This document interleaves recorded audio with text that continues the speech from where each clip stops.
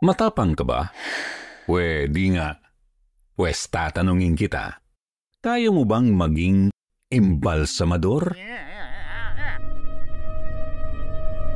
Well, kung hindi ay baka magbago ang isip mo sa ating tatalakaying sikat na Gen Z embalsamador na puno ng magaganda, nakakatawa at nakakatakot na mga karanasan.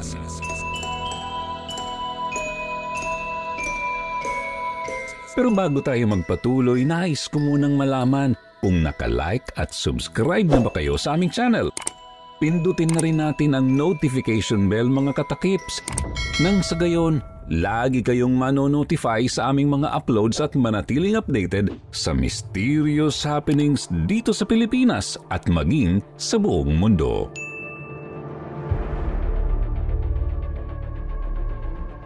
Curious na ba kayo sa ating istorya for today's video? Ano nga ba ang pag-iimbalsamo?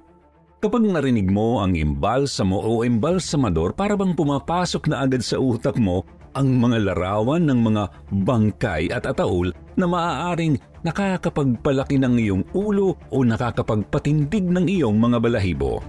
Tama o mali?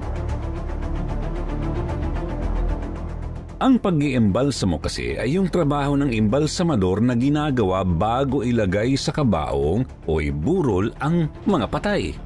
Sa prosesong ito, tinatanggal ang hindi na kailangang bahagi ng katawan ng tao at pinapahiran din ng mabangong langis para mapreserba ang bangkay.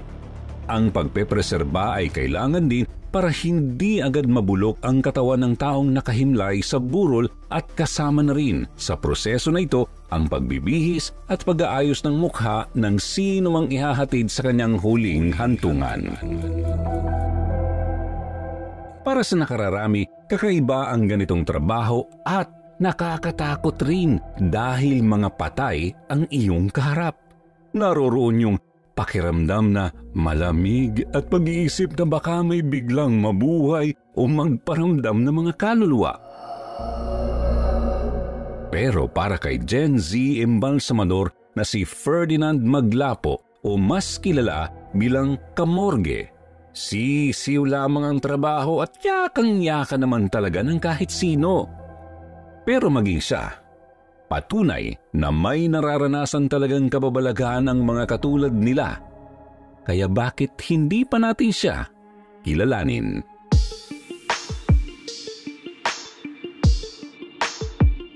Kamakailan lamang ay kinaaliwan ng netizens ang mga TikTok videos ni Kamorge na nagbibigay ng kaalaman patungkol sa kanyang trabaho.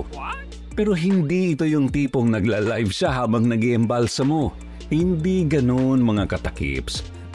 Ang totoo niyan, nagbibigay lamang siya ng iba't ibang impormasyon, paraan at tips na talaga namang bago sa pandinig ng masa. Kitang-kita rito na ipinagmamalaki ni Ferdinand ang kanyang trabaho kahit na nakadepende ito sa mamamatay. Pangit man sa pandinig ng iba ay tunay na ang mga patay ang bumubuhay sa kanya. At alam niyo ba, lisensyadong embalsamador si Mr. Maglapo.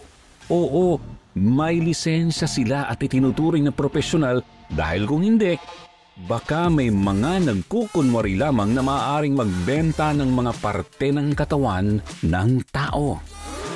Si Maglapo ay nasa 25 anyos na at 5 taon nang nagtatrabaho bilang embalsamador sa morgue ng kanilang family business na punerarya.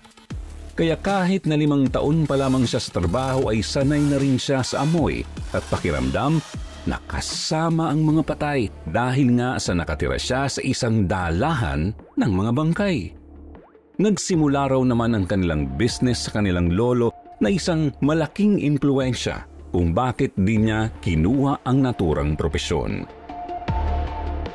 Unang licensed embalmer daw ng kanilang pamilya ang kanyang lolo na siyang nagpundar ng lahat. Noong siya ay musmus pa lamang, nakakakita na siya ng mga ataol o kabaong at mga patay. Dahilan para unti-unti na siyang masanay hanggang sa parang normal na lamang ito sa kanya.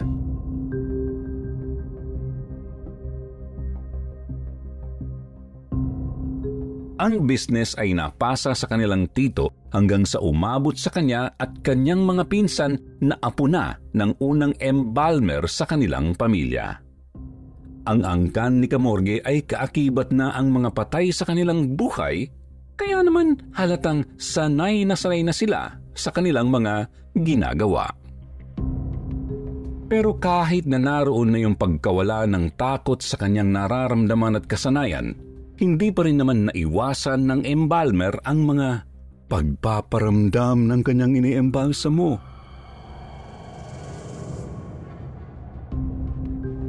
Ito na nga, taong 2020 daw noon, isang araw ay may inayusan siyang babaeng nasawi at kasama nito ang kanyang ina at nakababatang kapatid. Wala naman umanong galaw na ipinakita ang babaeng nasawi. Pero ang nagpatindig talaga ng kanilang balahibo ay nang magsalita ang kanyang kapatid na, Ate, at tila ba nagpapakarga ito? Totoo nga yata ang sabi-sabi na kapag bata ka pa lamang, malaki ang posibilidad na bukas ang iyong third eye. Mayroon din daw mga pagkakataon na biglang gumagalaw ang mga bangkay at isa na rito ay ang kanyang inaayusan na bigla na lamang daw gumalaw ang daliri. Normal naman daw ito dahil sa muscle movement at hindi rin naman dapat katakutan dahil walang kababalaghan sa natural na pangyayari. Pero meron ding hindi lamang gumalaw. May naranasan na rin ang pamilya ni Ferdinand na patay na muling nabuhay. Kinuha raw nila ang isang bangkay sa ospital at noong puntong ililipat na ito sa stretcher, para bang nasamid ang pinaniniwalaang nasawi. Kaya naubo ito at agad na itinakbo pabalik sa ospital. Ngayon maniwala man kayo't sa hindi, nabuhay ang tao na yun.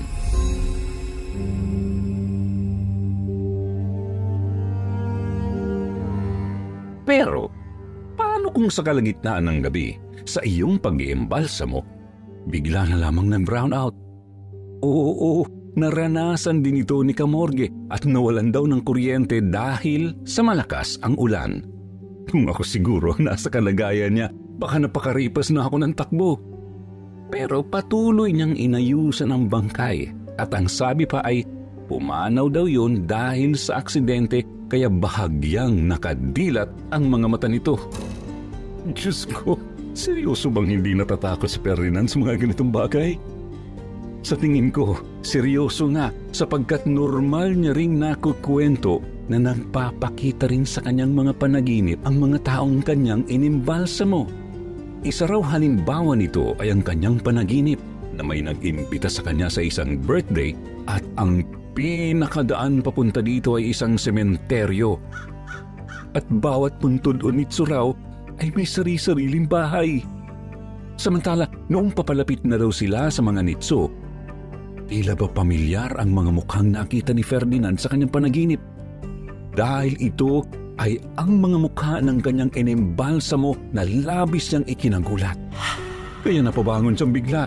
Dahil dito ay masasabing mayroong talagang nagpaparamdam sa naturang morgue.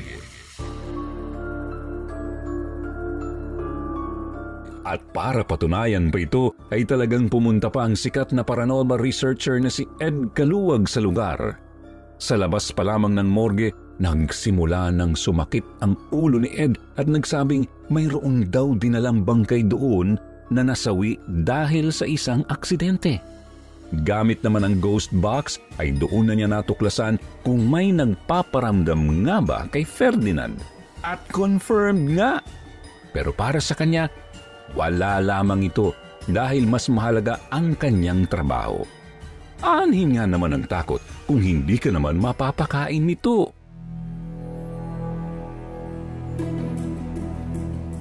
Ngayon, patuloy pa rin si Camorgue sa pagbibigay impormasyon tungkol sa kung paano ang mga procedures sa pag-iembalsamo at kung paano maging embalsamador. Kahit na hindi pangkaraniwan ang trabaho, tiyak nakikita rin talaga kayo ng malaki rito.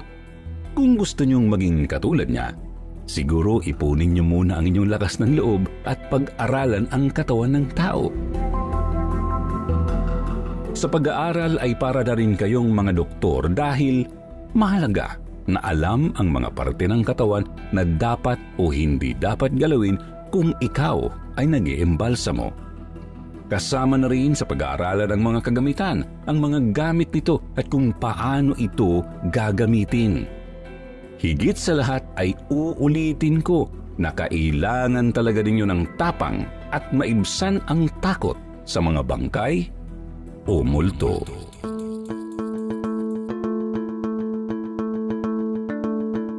Ngayon, ready na ba kayong maging imbalsamador katulad ni Ferdinand Maglapo? Naniniwala ba kayo sa kanyang mga kwentong kababalaghan? Ano naman kaya ang naramdaman ninyo sa istorya at ng kanyang buhay?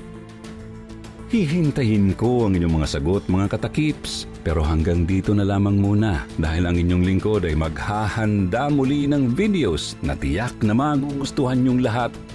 Dito lamang yan sa Takip Silim True Mystery Stories.